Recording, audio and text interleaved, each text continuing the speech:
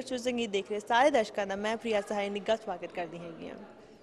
At this moment we are located in New York City at Indian Consulate.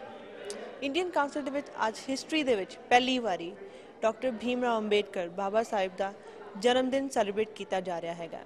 ਇਹ 120ਵਾਂ ਜਨਮ ਦਿਨ ਬਾਬਾ ਸਾਹਿਬ ਦੇ ਵਿਚਾਰਾਂ ਦੇ ਨਾਲ ਬਹੁਤ ਹੀ ਭਰਪੂਰ ਸੀਗਾ। ਇੰਡੀਅਨ ਕਾਉਂਸਲੇਟ ਆਏ ਸਾਰੇ ਹੀ ਸਪੀਕਰਸ ਨੇ ਆਪਣੇ ਆਪਣੇ ਵਿਊਜ਼ ਔਰ ਓਪੀਨੀਅਨਸ ਦਿੱਤੇ। Babasaheb Dr. Bhim Rao Ambedkar, who is known as the father of Indian Constitution, and today we are giving a tribute to him.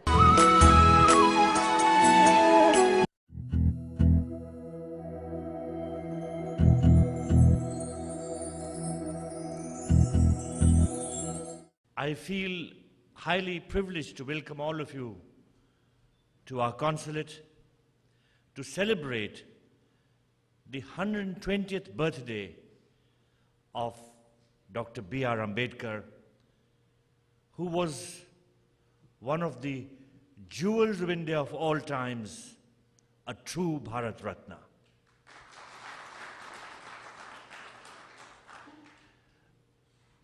Let me mention to you that apart from all the laurels that have been conferred on him, the Government of India, in his memory and to honor him, has instituted the Ambedkar Chair at Columbia University.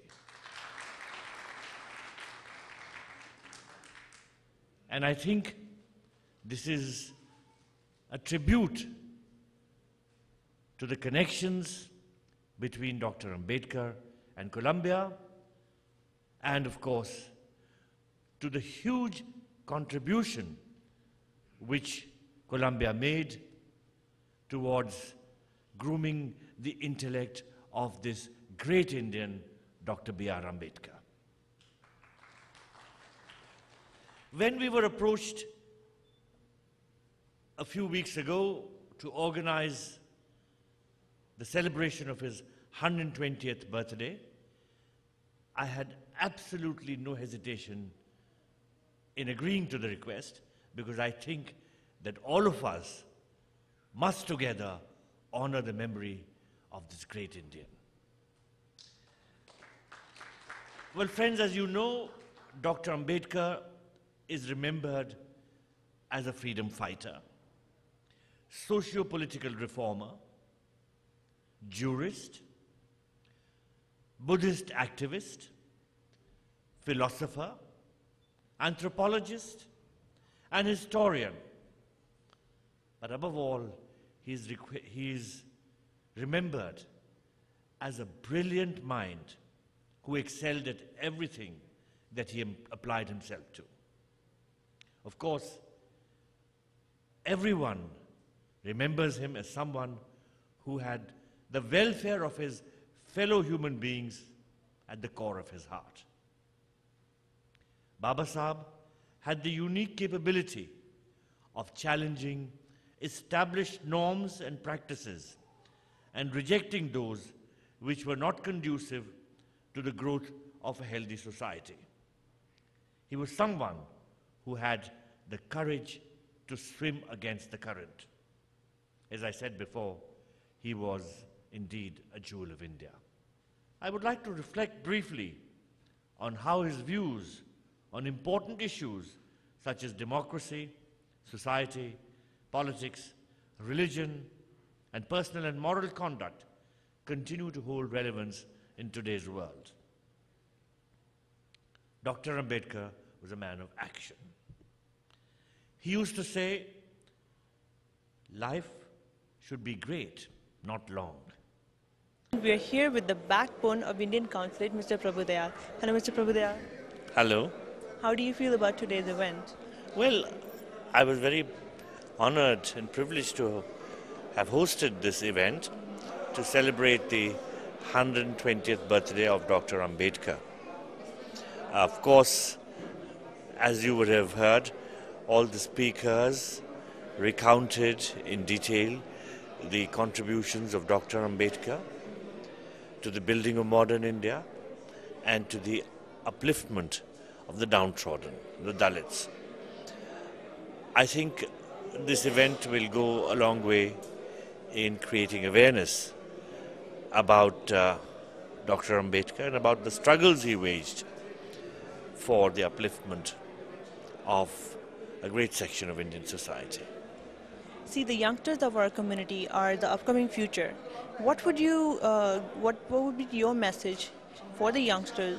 Since I've seen that there isn't much of a majority which actually joined the event, who were young children and college students, as we can say. What is your message personally to them?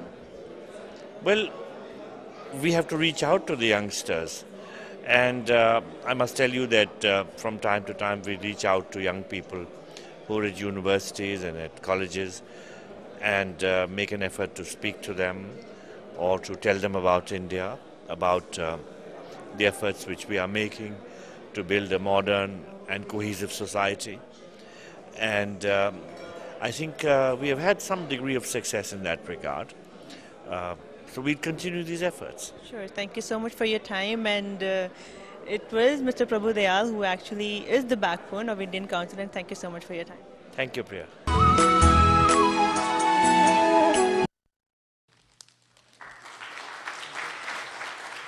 It's my proud privilege to be associated with this function in celebrating 120th birthday of Dr. Bhimrao Ambedkar here.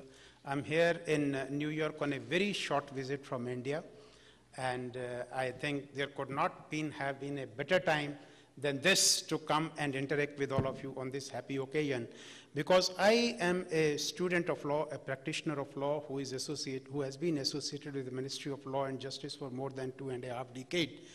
I think the one area which I must share my thoughts with regard to Dr. B.R. Ambedkar is the Constitution of India, of which he is the architect. As Mahatma Gandhi is known as father of nation, Dr. B.R. Ambedkar is the father of the Constitution, architect of the Constitution, father of the Constitution. The affirmative action theory, which you will not find in any constitution of the world, is found in the Indian Constitution, and the credit for this goes to Dr. B.R. Ambedkar. Day in, day out, when in the Ministry of Law and Justice, we have been advising to all other government departments of the Government of India, while interpreting the provisions of the Constitution, we often refer to the Constitution Assembly debates. And I must share with you that each and every word of the Constitution which is written there was debated at length in the Constitutional Assembly. And every time when there was a confusion, that confusion was removed by Dr. Ambedkar because of the clarity and the background with which he was appointed as chairman of the Constitution Committee, Drafting Committee. At this moment, we have Mr. Malhotra with us, who was one of the speakers during this 128th celebration of Dr. Ambedkar Sahib. Hello, Mr. Malhotra. Yeah. How are you feeling about this event? Since you've came from India, Yeah. right? How is your feeling, and how do you feel about this Ambedkar Lehar, which is being followed by Indians, by our own community in the US, especially in New York?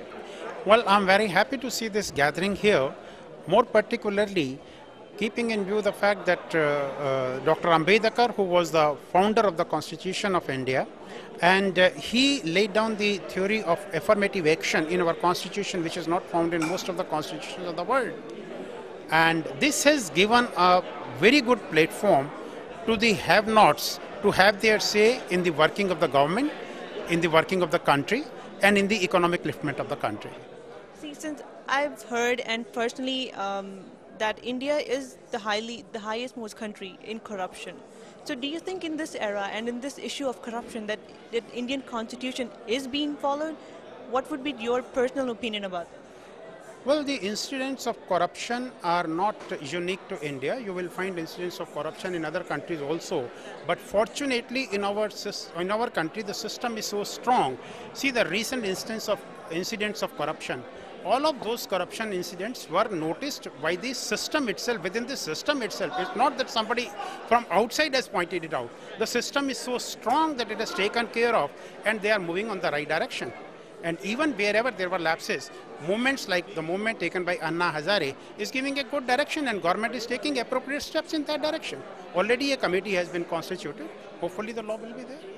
Thank you so much for your time, and we hope that this journey was a great journey for you and remember something. Thank you.